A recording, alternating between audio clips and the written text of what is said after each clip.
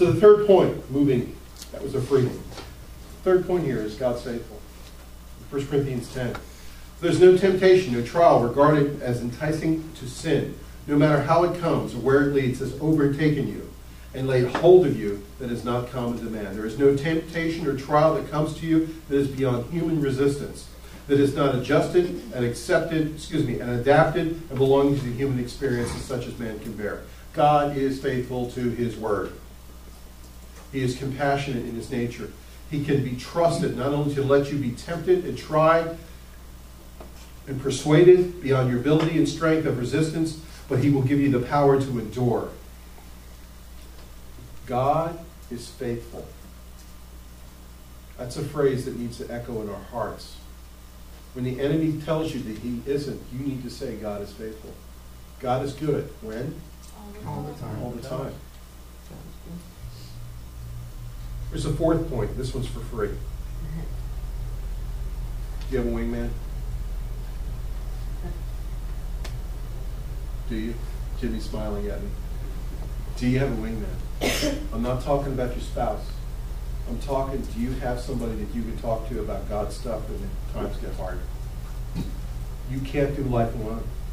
That's why the church is so important. That's why a relationship to a local New Testament church based upon what a church is supposed to be in the Bible. Our churches have become these entertainment centers, and I know this, I'm not going to go off in this, I promise.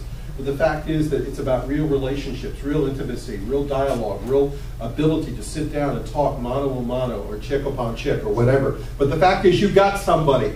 You got somebody when times are hard that you can say, what's up? I got 2 or 3 guys like that. Talked about one of my friends yesterday. He said, who do you vent to? Because I know you. You're high strung. There's going to be times where the kettle blows and you better... I've got 2 or 3 guys I can vent to. I can sit back and say, dude, I want to kill him. I want to take him out now. I mean, don't you have those days? What, it's only pastors get upset? Go read King David. King David would have these little walkies. He'd go out, a little stroll, He'd have these R-rated conversations with God. Say, God, smoke them. Obliterate that. Take them out. Read the Psalms. Not pleasant. David was upset. What did God do? Chill. Have some dip. I'll take care of it. But he had this relationship. He had this dynamic relationship. Listen, I don't know about you. I read about King David. It's about as wicked as the day comes long. If you look at how he ran his administration in Israel, you would think it was part mob. He made some blunders, man. I mean, some serious sin. Okay, adultery, pretty high up on the chart. I'm cool. Of course, now when you got 1,000 wives, it's a little blurred as far as He saw the chick taking a bath. My first question is, what are you doing watching the girl take a bath through her window? I mean, come on, you got some problems here, dude. He sends somebody for her. He sleeps with her. She gets pregnant. What happens? To compound the situation. Come on, smart people. He kills the husband. He takes him out. He's a warrior. Not only is this guy a good guy, not only this guy is about... This Bathsheba's husband was a warrior. He came home. David's like, go sleep with your wife, because he knows he's already knocked her up, Go sleep with your wife so it's not on me anymore.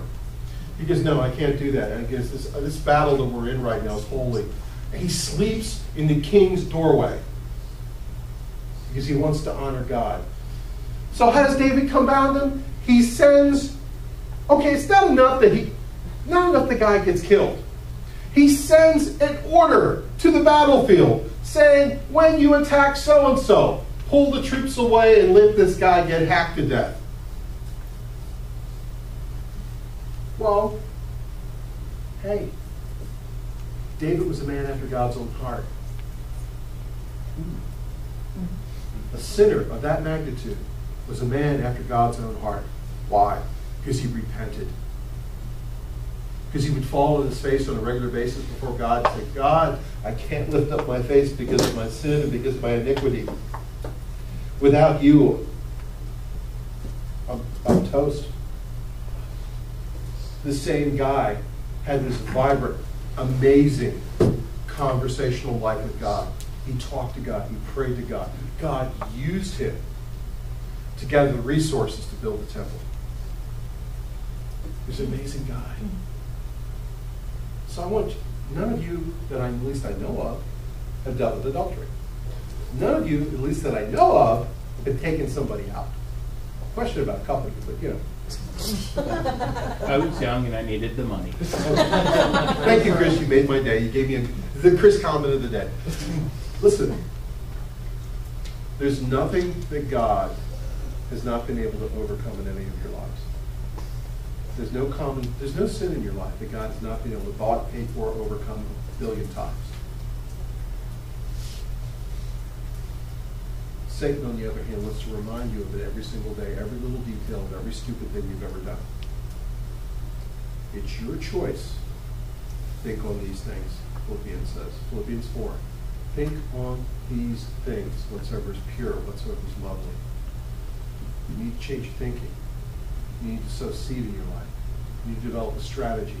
You need to realize that God is faithful. You need to realize that you need people in your life. You do those things, you're going to be able to stand. You're going to be able to stand. You're going to be able to overcome. You're going to be able to lift up your face and look into the eyes of God and say, Father, what's next?